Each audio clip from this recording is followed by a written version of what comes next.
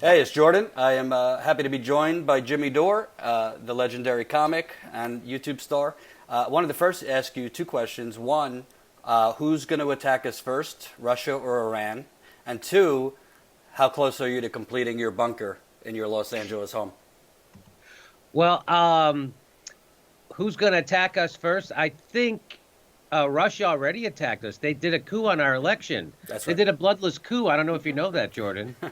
So now, then it's going to probably be Honduras and then Iran.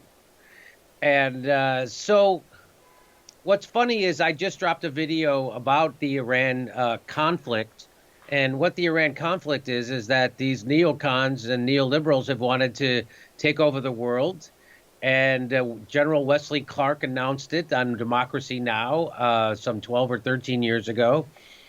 And everybody knows what the game is up now. And so people voted for Trump because they thought he was an anti-interventionist. And I think he actually was when he went in. I don't know how much ideology he had, but as Chuck Schumer said, the intelligence community has 6 ways to Sunday to mess with him. And that's exactly what RussiaGate was. That's what the dossier was. That was for him to get his mind right. And it seems like he's getting his mind right as far as the military-industrial complex goes. Well, I also think that you have every day this theater now. Pelosi first Trump and, cover up and this and that. Trump, I don't actually think has an ideology. So if he thinks it would help him and you have all these Democrats basically pushing his buttons, he could pull a George Bush and, George Bush with the surge before 2004 and you're not a patriot if you want to toss me out of, remember when he said to Kerry, you know, it's un-American to be against our troops and this and that. So I think it's very dangerous what they're doing. They're continuing with the RussiaGate. I mean, they wanted the Mueller report. The Mueller report came out. I read it. It shows he's shady, but nothing we didn't know. Yeah, he's shady, unlike every other person in Washington, D.C., and including the guy who investigated him. So they're all criminals. They're all shady. I had a point I wanted to make, and now I forgot what it was. What was your question? Basically, they're provoking him. I think Oh, if he feels like he's going to lose or if he feels like he's under oh yeah. siege, he will have a distraction. He has no problem starting a war, House of Cards style, to get So, reelected. so what I yeah. So what's been happening, and you mentioned this in your question, was that is people from the left or people who claim to be on the left attacking Trump repeatedly, almost exclusively from the right. Mm. And so that's what you're talking about. So he's got to prove that he's not in a Putin puppet or a red, or that he's not a Manchurian candidate.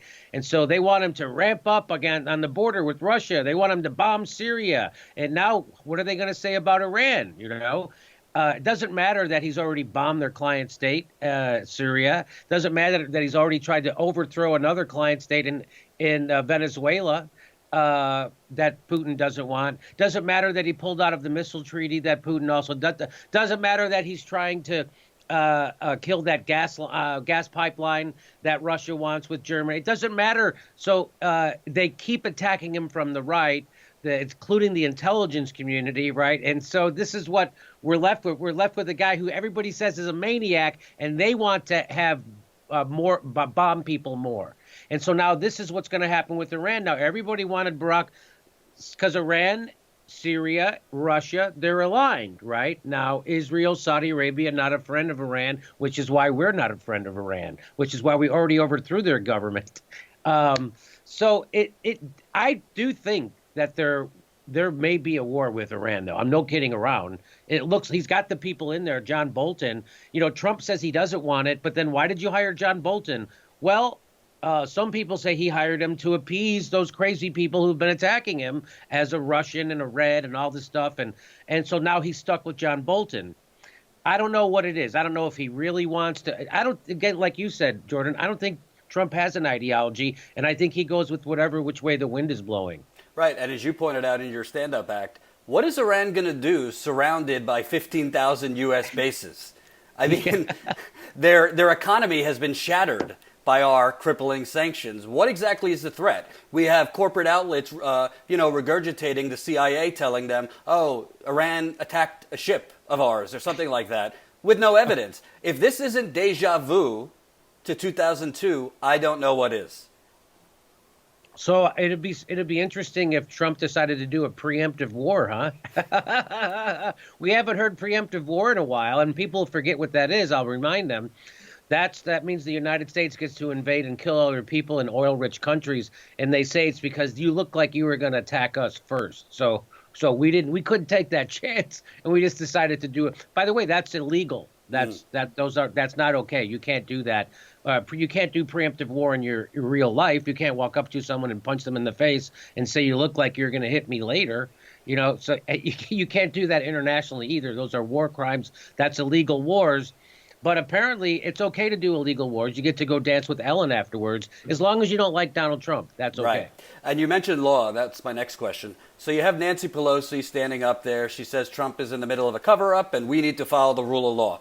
Meanwhile, you have a fake ambassador and the Secret Service kicking out illegally, Code Pink and other protectors that have permission to be in the Venezuelan embassy from the elected government. So they have rule of law. They care about rule of law when it involves like social media trolling from Russia and things like that. Right. But not when it involves the sovereign rights of Venezuela, whether you like their leader or not. It seems like rule of law is kind of a, little show. It's for show. There is no rule of law, and it's the Democratic Party basically cheering when Republicans break the rule of law. Sure. It's a rule of law for everybody else and selective enforcement for the oligarchs, right? So, yeah, there's the thing about Nancy Pelosi, people forget. First of all, she's to the right of Trump voters. Trump voters want to end the war. She doesn't. Trump voters want to regulate Wall Street. She doesn't. Trump voters are for single-payer health care. She's not. Trump voters are for a Green New Deal. She's not. Trump voters are for free college. She's not. So the Democratic leadership is to the right of Trump voters. So just not to the right of Trump, again, because Trump doesn't really have an ideology, but his voters do. And so people need to keep that in mind. Another thing people need to keep in mind about Nancy Pelosi is that if she thinks that Donald Trump is a traitor to this country and a Putin puppet, which she has said, but she also isn't going to impeach him, and she's also going to vote a couple $100 extra billion for his war machine, so to give this guy who's a traitor the right to go use anywhere he wants. That shows you that Nancy Pelosi is a corrupt liar. And I don't use those words lightly. Sometimes I do. I'm not this time. She is a corrupt liar to the nth degree. And who is she lying to? She's lying to you, the Democrat. She's lying to the Democratic voter. She's not lying to Tucker Carlson or Mitch McConnell. She's lying to you when she says that Trump is a Putin puppet and a Manchurian candidate. Because if she really thought that, it would be her duty to impeach that guy. But no, she's going to go, well, I'm going to let him run our military. Those two things are incongruent, and that's how you know Nancy Pelosi is a lying, corrupt liar. And when you look at it, I mean, we know the polls, you've done videos and I've done videos, are basically polling pretty much everyone over 50 and ignoring people under 50. But it's like Joe Biden thinks it's a good idea to just run Hillary Clinton's campaign. His slogan is unity. Hillary Clinton stronger together. He is doing fundraisers with Goldman Sachs, Comcast, and the rest. He doesn't have any actual policy. It's all about, I think actually I've heard jokes, make America normal again. That's his slogan. So you're going to be blamed, I'm going to be blamed, and all these people that critique the Democratic Party when Trump gets reelected. But is it a good idea essentially to run the campaign, take the money, which is publicly available information, and have no policy other than unity, Trump's the Antichrist? It seems like maybe they have learned something and they just don't care.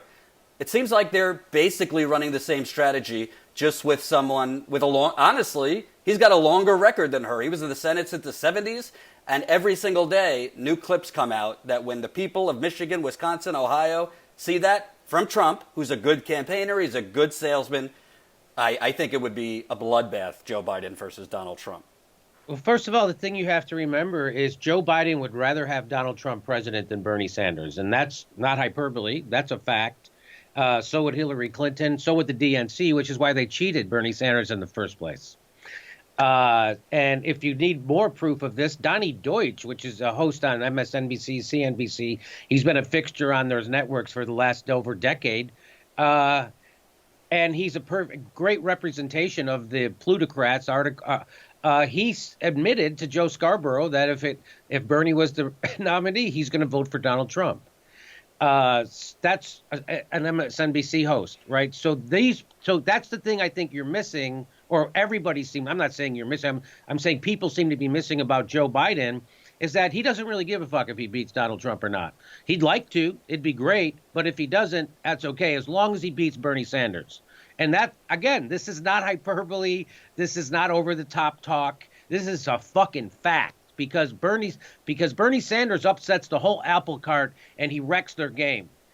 Donald Trump in power helps them. They can fundraise like crazy off of him, and that's all Nancy Pelosi ever talks about. Why are you a good politician? Because she's a top fundraiser, and that's why they fear her. That's what she says. Those are her words. She doesn't care about policy either. Again, she's to the Democratic leadership, meaning Nancy Pelosi and Chuck Schumer, are to the right of Trump voters. And now you know why half the country doesn't vote, and our country is in the fucked up handbasket it's in. And also, if Trump remains president, the stock market continues doing very well because he does the same Republican tax cut shit as everybody else.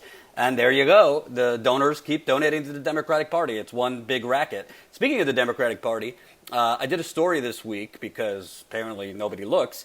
The new finance chair of the Democratic Party, which is number 2 to Tom Perez. He is a mega donor to Debbie Wasserman Schultz. He has called in the past Hillary Clinton like a big sister to him. He fundraised for Hillary Clinton and Bill Clinton millions, gave $150,000 to the Clinton Foundation, and just gave to Kamala Harris and will not answer me if he gave to Joe Biden before he became DNC finance chair.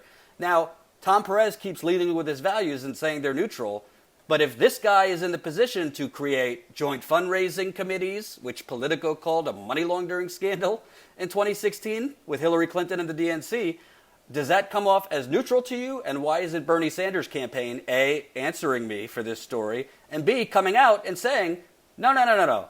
A Hillary, Debbie Wasserman Schultz supporter can't be the number 2 at the DNC. So your question of, so you've asked the Bernie Sanders campaign for comment on this, and they're not giving one? No. And they're also, frankly, I was going to ask you later, not saying anything about the Julian Assange. And I'm a big Bernie guy, but when he's wrong, he's wrong. Right. They haven't said anything regarding this finance chair, which clearly, if they're being neutral, you can't bring Debbie Wasserman Schultz and Hillary Clinton's financial sugar daddy in, financial sugar daddy, and say you're neutral. I mean, James Zogby, DNC member, Bernie supporter, he just said on the record to me, absolutely nothing has changed. This is nonsense that they're neutral. So it's very surprising to me. I think they're trying to run, the same old positive campaign. I don't know when they're waiting to take the gloves off. It seems like similar mistakes. That's really funny that the DNC is doing the exact same thing, considering the big price they had to pay to doing it Bernie the first time. Except they didn't have to pay any price, and Bernie never held their feet to the fire, and Bernie just turned around and supported the problem, and that gave us Donald Trump. And he's going to do it again. He's going to, I used to make that joke. I wanted to get Bernie on my show so I could ask him, when they cheat you this time, are you going to tell people to vote for Joe Biden? Well, son of a bitch, he already said he would. He already signed that pledge. He already gave a speech in Texas. And the chief strategist, Waleed Shahid, for the Justice Democrats, already pledged his vote to Joe fucking Biden 2 years ahead of time, which is exactly how you lose any power in a primary when you do stuff like that. So usually people like Waleed Shahid are very smart, much smarter than me, but even someone as dumb as me can see that that is a losing strategy.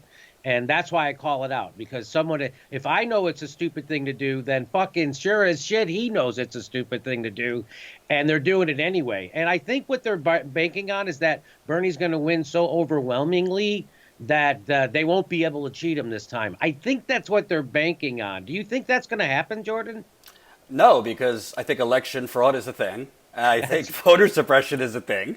I agree. think corporate media calling elections while Bernie's down 1/10 of a percentage is a thing. And I'm not a conspiracy theorist, Jimmy, but you tell me why Eric Stalwell, Jay Inslee, Tim Murphy, and all of these people with negative 1% are running. Do they really? Obviously, they know they don't have a chance. Is it to maybe have so many people that no one gets enough delegates? And who votes on the second ballot?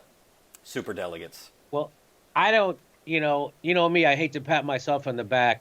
Obviously.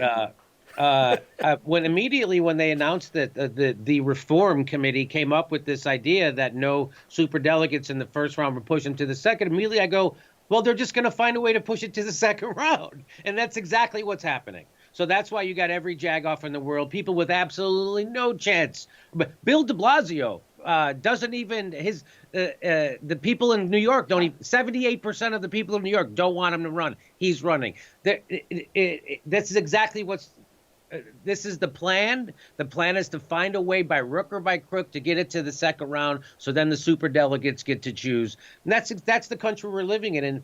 And hopefully Bernie does win so overwhelmingly.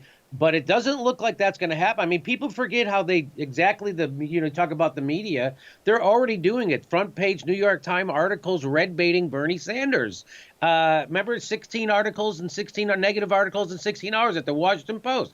This is really happening. All right. So the fake news is coming from the New York Times and the Washington Post and MSNBC and CNN, just as usual. Do you think MSNBC retracted their order to not cover Bernie Sanders from 2016? Do you think they said it's okay now after they fired Ed Schultz for covering Bernie Sanders? Do you think everything's okay now over there? So I don't know. Maybe someone who has a contract with MSNBC. You could ask them how they commingle that with their conscience. Right. And I tweeted out earlier, they do segments on, wouldn't it be nice? Wouldn't it be nice if we had somebody with military experience to be president in these times of Iran and this and that? They mentioned Pete Buttigieg.